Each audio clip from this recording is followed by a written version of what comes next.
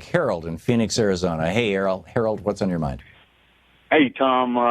It's great to get a chance to speak to you, and I just want to thank you. I am an African-American veteran of the Vietnam War, and I've been listening to all the rhetoric, and I appreciate your stance because, to me, a patriot is someone who takes on something that they don't have to, and they're not motivated by finance or anything else.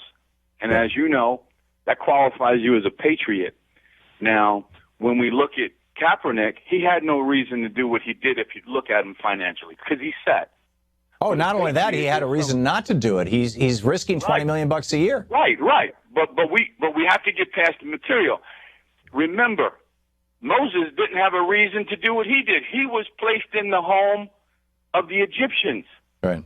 But he still felt what was going on with the Hebrews. But he grew up in a rich and wealthy environment, and he could have chosen to stay in it. But there was something inside of him that said, your people are suffering even if you're not. Something inside of Kaepernick said, something inside your people are suffering even if you're not.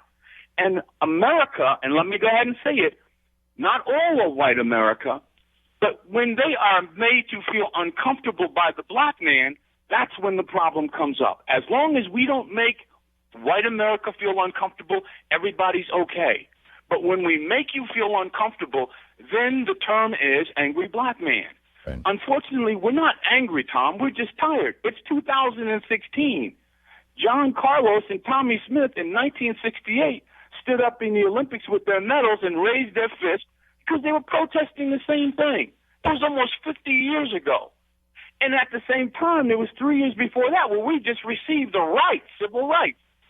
The question black America is asking white America is, how long do you think we're just supposed to stay in the box when the box was never designed for us?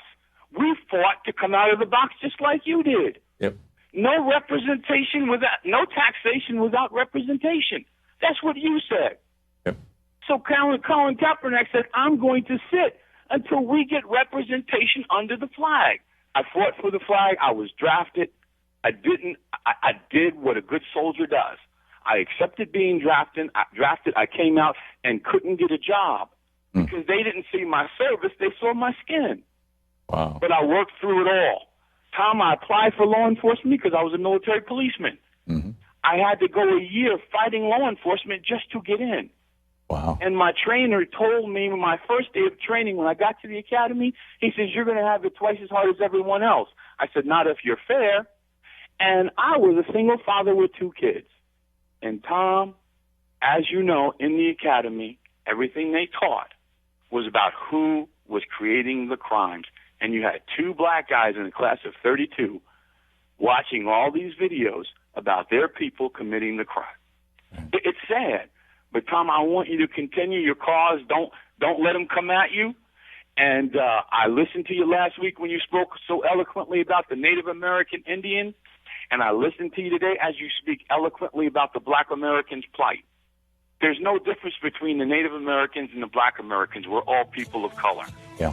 When America takes off this baseball cap that they're wearing, when billionaires can stand up and scream about how bad things are, but rich black Americans can't, that's inequality all by itself. Amen.